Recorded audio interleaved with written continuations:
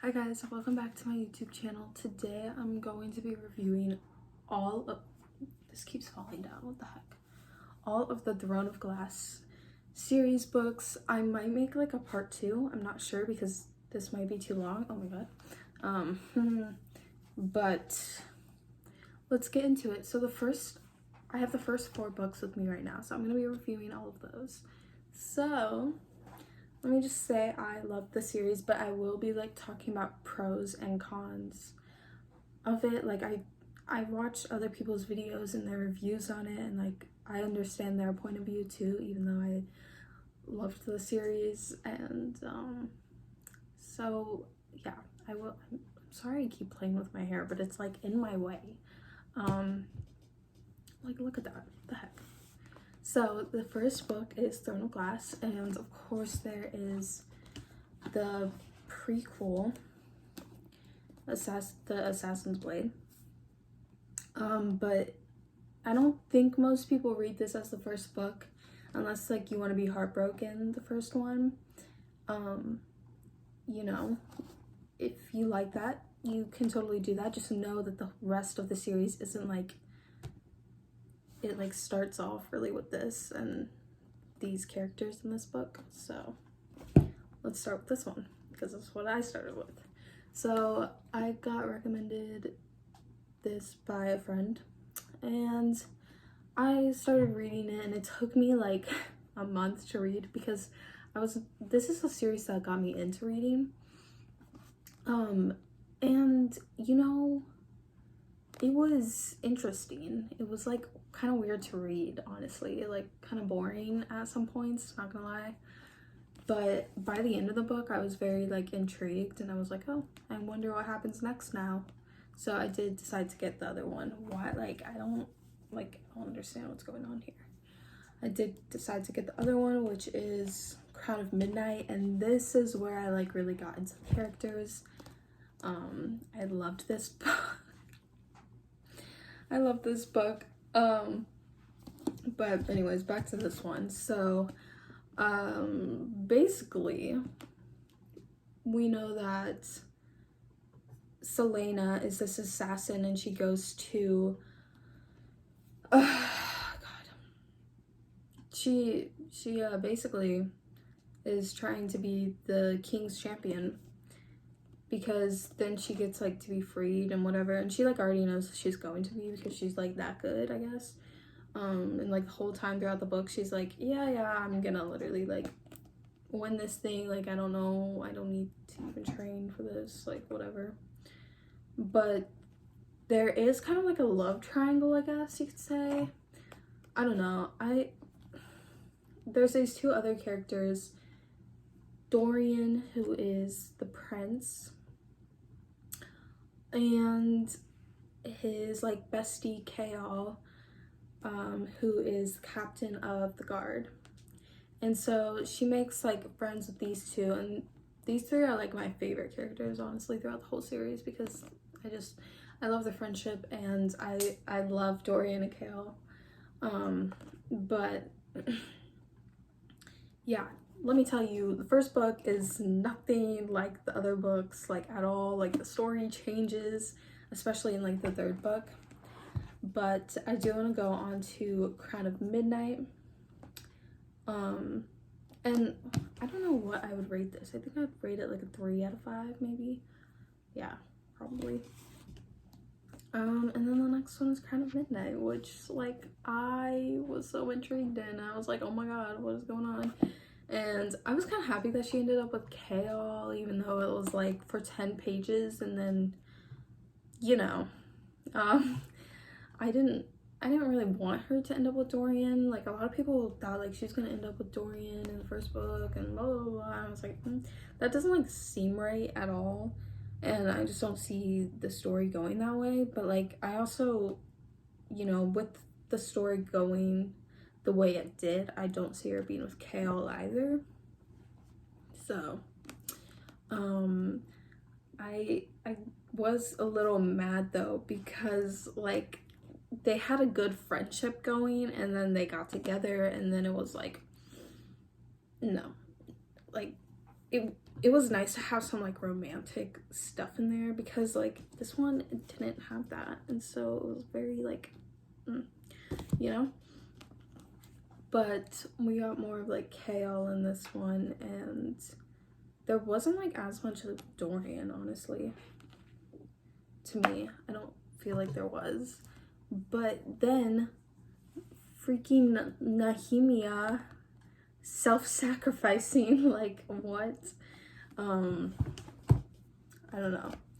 I would rate that one like a 4 out of 5. It was so good. I like actually got into the series.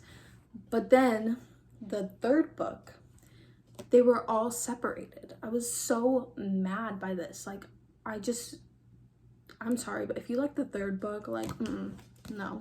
Because one, if you wanted Rowan and Selena to be together, they weren't in this book.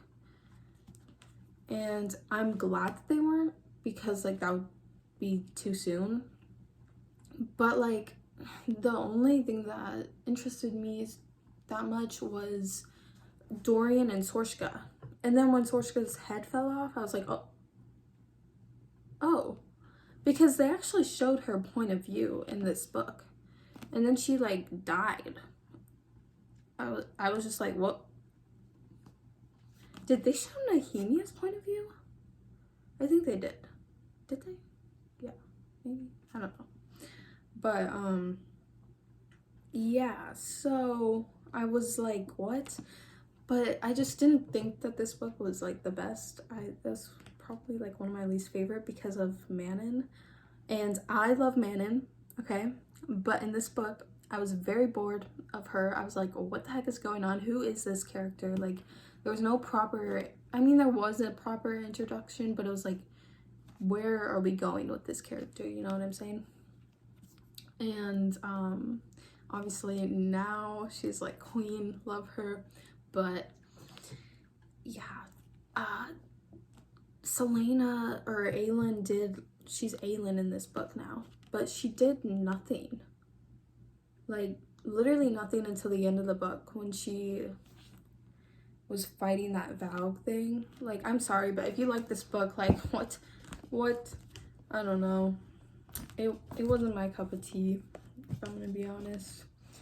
Yeah. And it was very, long, like, sorry, I'm looking at the other books that are like 600 pages.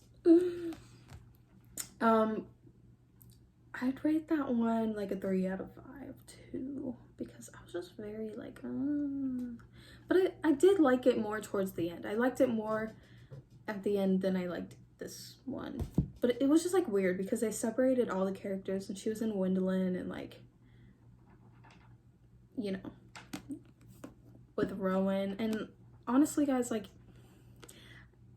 I'll get more into Rowan's character later, but now we have the Assassin's Blade, which I was like, ugh, I gotta read a prequel to read the other books. I was so happy that I read this though, because it was so good, like you don't even understand, and it made me cry.